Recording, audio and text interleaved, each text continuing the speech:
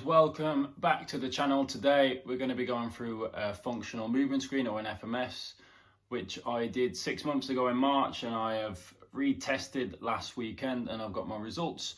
So today's episode is going to be about me explaining why I've done it, what it is, and what's improved, what hasn't improved, basically. Now, the FMS is a tool used to identify asymmetries which result in functional movement deficiencies. It aims to identify imbalances in mobility and stability during 7 fundamental movement patterns. It's going to help with limitations for performance-related movements and noting potential areas for risk of injury. Now, the movement patterns are designed to provide observable performance of basic locomotor, manipulative and stabilizing movements by placing myself or an individual in extreme positions where weaknesses become a little bit more noticeable. So if appropriate mobility and motor control is not utilized, then they're notified as weaknesses, and a program of corrective exercises should be put in place with the goal to help reduce the risk of injury. Now, these 7 movement patterns are scored from 0 to 3. So 0, 1, 2, 3, with a total of 0 to 21 points. Hence 7 movements times by 3. We got quick maths for 21 points. If the score is lower than 14, then there's a greater chance of sustaining injury, as some research has found for and against. Anything above that obviously is really good. If you score 3 on a movement, it is max points, and it's basically saying, yep, your movement pattern's fine in that, and there's not really much room for improvement. If you get scored a 2, the movement's good, you may have had to drop back slightly, as in raise your heels on the overhead squat, but you can still do the movement with a little bit of assistance. And then if you're scored a 1, it's because the movement is very, let's say, staggered, and you can just about do it, or maybe you can't do it. And then if you get scored a 0, it is because there is pain in the movement. So if you have any source of pain in any of the 7 movements, you're automatically scored a 0. And of course, that will need to be addressed. The reason originally in March I decided to do an FMS was just to see where my mobility is at and see where I need to be for improvement. I had just created my vision board and put on moves like pistol squats and muscle ups, and I wanted to see where I was lacking, to see if mobility was an issue for those movements. And noticeably you found that there were a few weaknesses which helped me, and I got scored a 1 on quite a few movements, some 2s. But addressing that now, going 6 months forward and starting CrossFit, you need to be mobile pretty much to do every move. And over the past 6 months, the person who did my assessment gave me some corrective exercises, some mobility drills and some exercises to help me improve on those mobility drills, and you'll see in the videos that some of them have improved drastically, and that's what 6 months of mobility does to you. So it's quite good news on that front.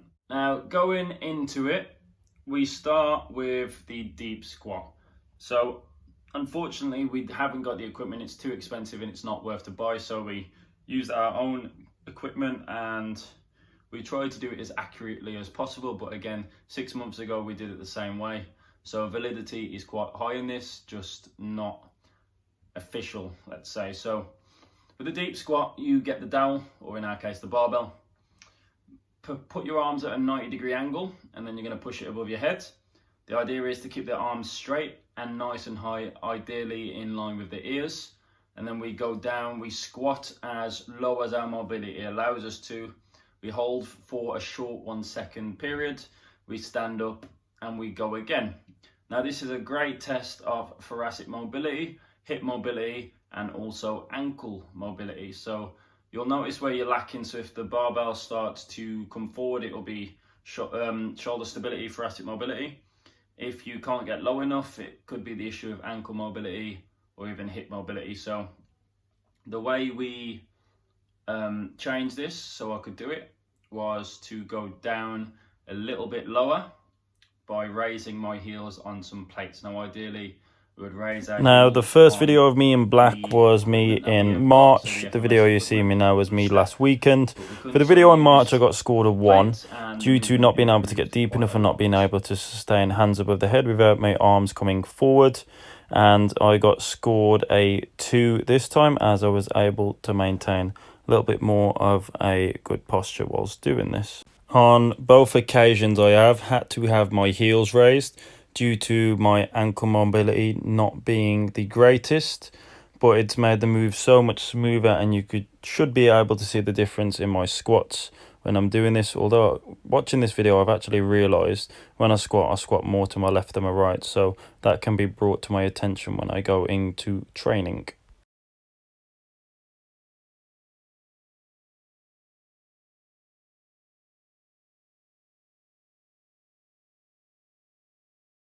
Now, number 2, the hurdle step.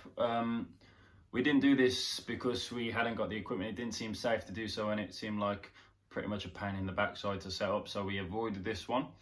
But the hurdle step is great for identifying balance, locomotion, and acceleration. So if your sport requires you to sprint on the spot, for instance, or accelerating different movements, then like football, then or a sprinter even, then the hurdle step is a great way to identify where you're at in that. So what we would do, we would find the halfway point between basically the knee and the hip, so the leg.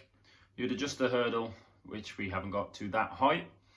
Stand behind the hurdle, put your feet together, and then we'd have a dowel behind the shoulders. You'd step 1 foot over, create a 90-degree angle with that step, and then you would bring it over and tap your heel onto the ground and bring it back with a tall spine and trying not to move the opposite leg or the heel off the ground. Inline lunge. So we start with the feet in line. So feet need to be basically straight in front or straight behind each other. Hold the pole behind the head and there should be 3 points of contact. Just notice on this video, I didn't do it exactly correct. Your hand should be behind the neck and behind the lower back, and the 3 points of contact should be the head, the lower back, and upper back and the glutes. But of course you can see in the video we didn't do that, but that's fine. That's how we measured it before. We'd step forwards the total distance of the length of the femur and tibia. So the length of the upper thigh, and your front foot would be in that position. You would lunge your back knee to the ground with complete stability and keeping hold of the pole, and you would try and get the knee all the way to the ground. Of course, you switch it over, see if the other side is the same. If not, then it'll be a great way to identify imbalances and when you go into your program to work in unilateral movements.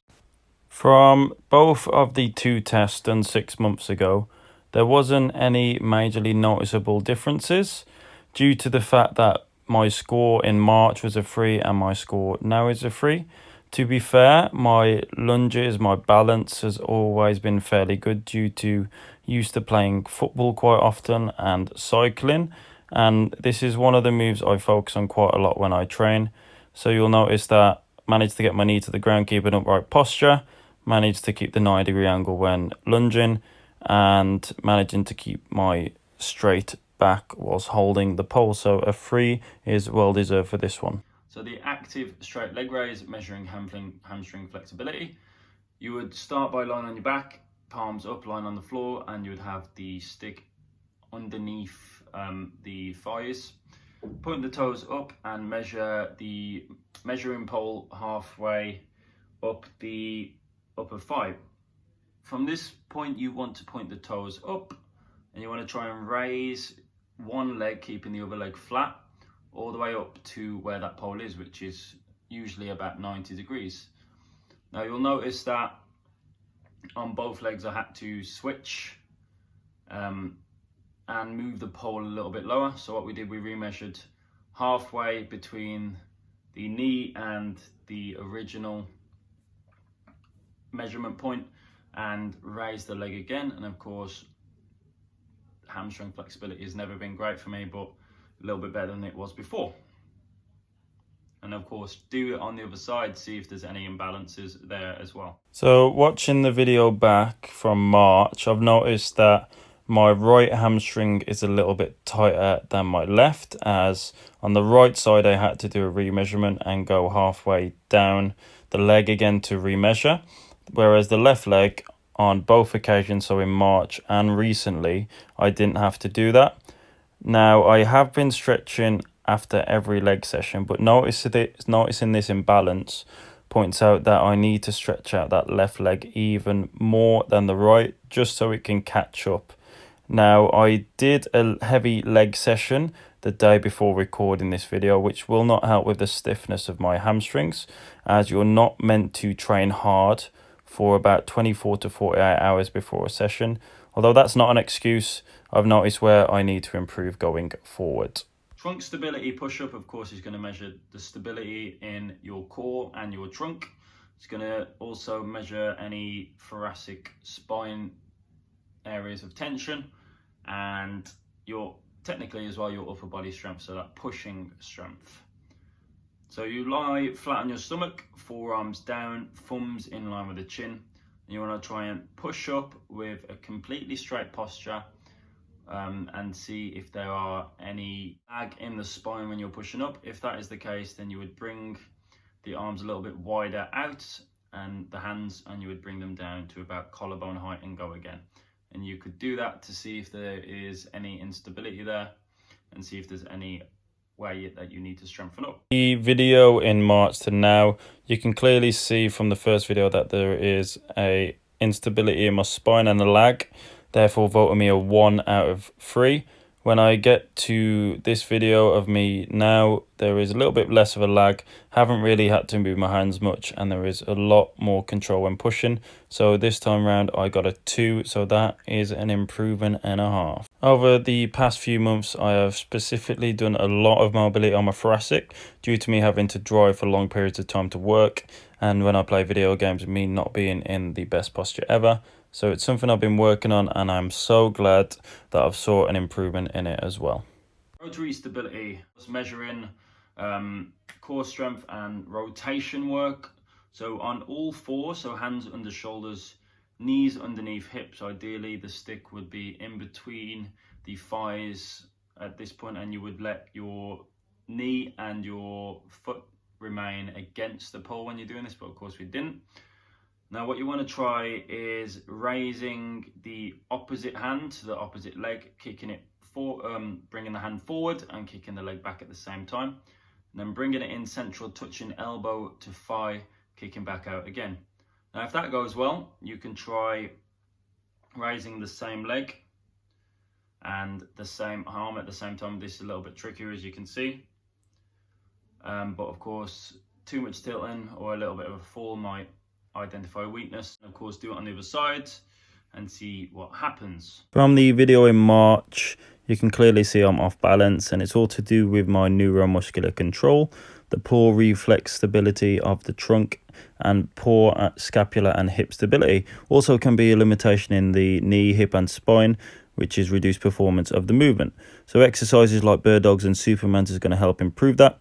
You notice now it's a little bit better, not much, but there's a slight improvement. So I've gone from a 1 in March now to a 2, and I'm quite happy with that. Still got a bit of work to do, but I'm noticing the limitations.